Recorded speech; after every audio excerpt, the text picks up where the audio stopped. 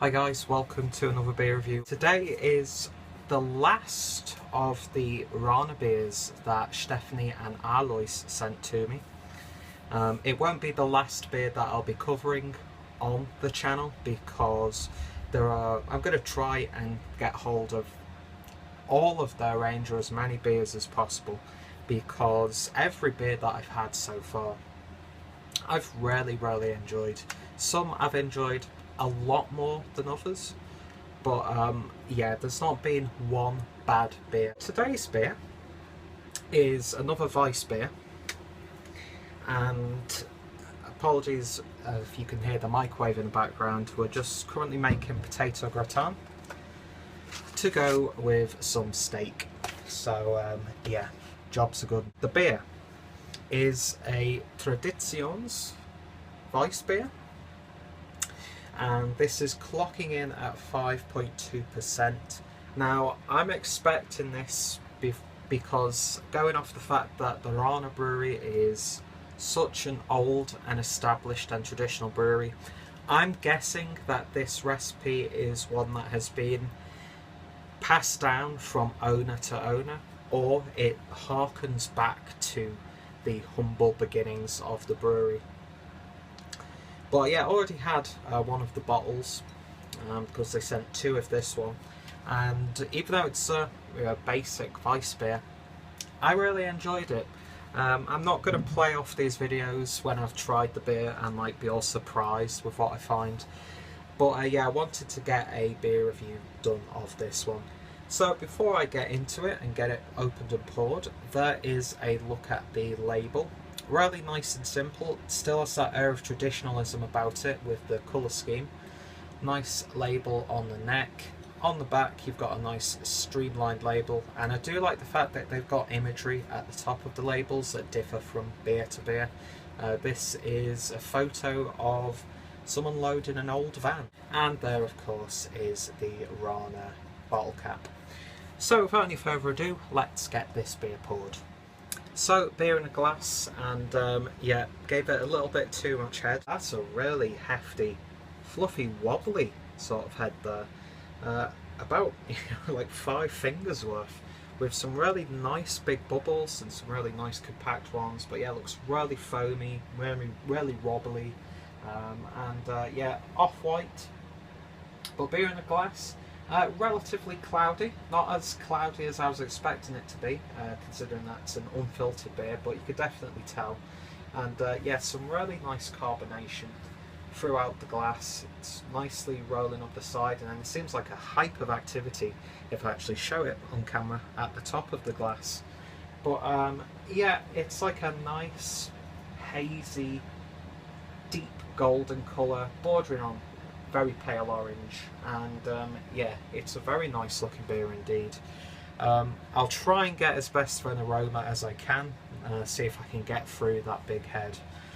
But yeah, anyway, let's give it a sniff. I don't know if it is just purely the head of the beer, but there's like a really savoury element to it. In fact, just wait a second, I'm going to pour a little bit into another glass so I can get a proper smell. Alright, so let's give it a proper sniff. Yeah, it's definitely a lot more fragrant and aromatic. Still getting those like savoury sort of elements.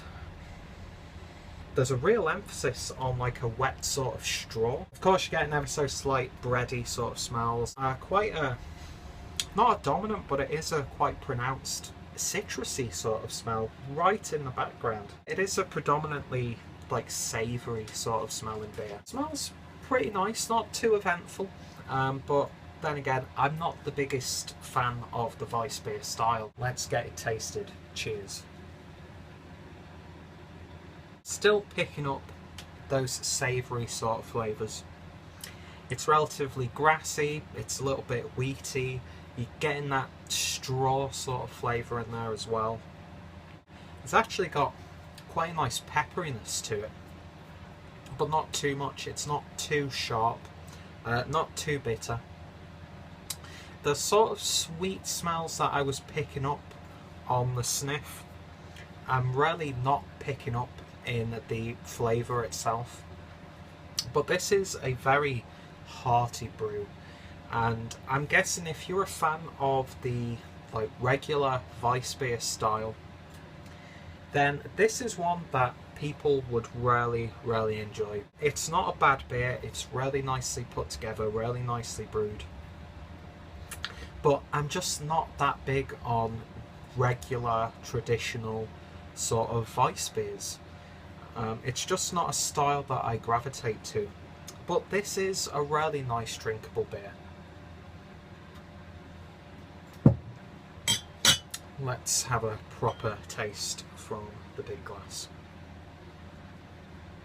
In the big glass, and having that head mixed in with the beer, like I've said, I'm not too fussed whether I have a big head on my beer or not. And in actually one of my other Rhaner reviews, the head, when it was mixed in with the beer as you were drinking it, it actually added a nice creaminess to it. This kind of does that, but the carbonation, although not ferocious in the beer, that kind of fizzles that down straight away, so it's not as creamy or as heavy in that regard. It's still a heavy beer because, let's face it, Weissbiers they're a heavy style on the stomach, as I've gone into too much detail too many times on the channel, and I just love it when you get that cream on the top, almost like a whipped ice cream, like Mr. Whippy sort of ice cream. It's what it reminds me of.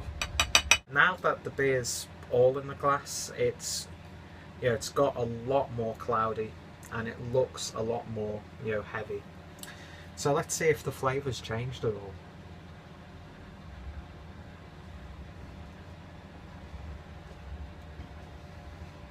It sort of adds like a real breadiness to it actually.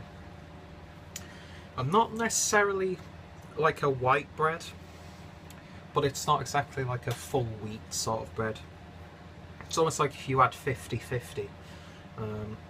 That's the sort of breadiness you're getting. And you know what?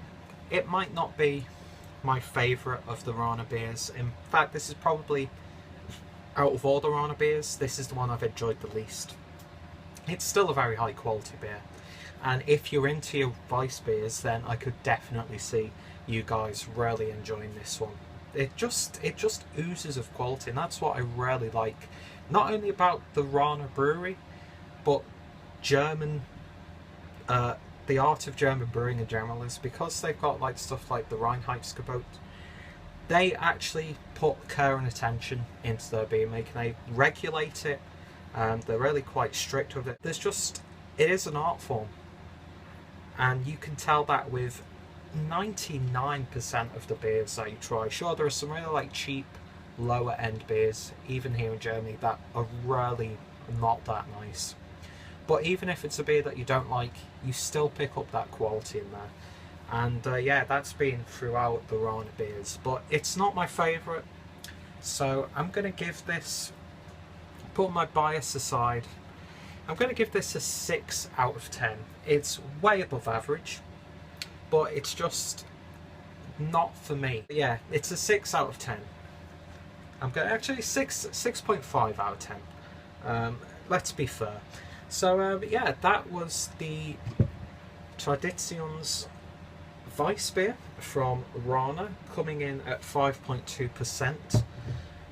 Yeah, it's a solid enough beer, and if you ever get the chance to try it, you should definitely jump at the chance. So that was the last of the Rhaner beers that were sent to me. Like I said, I'm going to be covering the Rhaner beers as much as I can in the near future. I know I'm going to be getting hold of the oak-aged Bock sometime in the future. Really looking forward to doing a review of that one for you guys, because that beer was out of this world. Massive thank you to Alois and Stephanie for sending me these beers to try. No matter what I've said about the beers, I hope you guys have enjoyed the beer reviews, and yeah, I look forward to talking to you guys in the future, and of course potentially getting a brewery visit done, because I'd love to meet you guys again. If you want to find out more about the beer itself, and of course the Rhaner brewery, links will be down below. Any Rhaner beer that I've tried up to this point will be included in the video description as well, because knowing my luck, I'll probably upload this second and have like the first Rhaner beer review I did uploaded last, so it's completely out of sequence. But yeah, thank you guys for watching. Check out the relevant playlists down below, and nada. If you've tried this beer, as always, let me know your thoughts and opinions, and I shall stop talking and see you in the next beer review. Cheers guys.